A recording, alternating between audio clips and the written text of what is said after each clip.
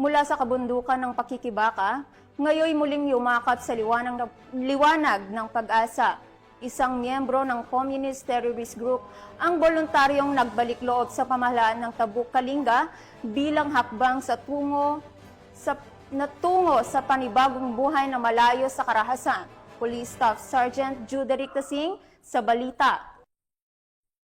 Yung sumuko isang miyembro ng CTG sa mga otoridad sa Barangay Dupag, Tabuk City, Kalinga nito lamang ika-2 ng Hulyo taong kasalukuyan. Kinilala ang nagbalik loob bilang isang 62 taong gulang, magsasaka, residente ng Tabuk City, Kalinga at dating miyembro ng Tumyugan Unity Progress in Action Community o TUPAC, isang organisasyon ng mga magsasaka sa ilalim ng umbrella ng Timpuyog Dagiti Manalon iti Kalinga na isang sektor ng mga magsasaka na nakaugnay sa Cordillera People's Alliance. Ayon sa ulat, sumuko ang nasabing lalaki na may armas, isang caliber 38 Magnum revolver na walang serial number at ammunition. Ang pagsuko ay nakamit sa pamamagitan ng patuloy at pinalakas na pagsisikap ng gobyerno sa mga aktibong suporta ng kanyang malapit na pamilya. Hindi ipinakita ng nasabing sumuko ang kanyang taus-pusong pagsuporta sa mga programa ng gobyerno, partikular na sa Executive Order 70. Ang paksa ngayon ay nasa kustudiya ng RIU 14 para sa karagdagang pagsisiyasat,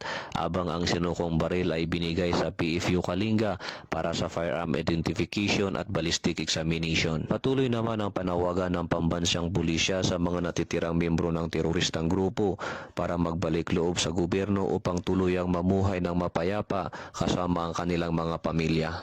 Mula dito sa rehiyon ng Cordillera, ako ang inyong PNN correspondent, Police Staff Sergeant Juderic Tasing, alagad ng batas, tagataguyod ng Balitang Pulis.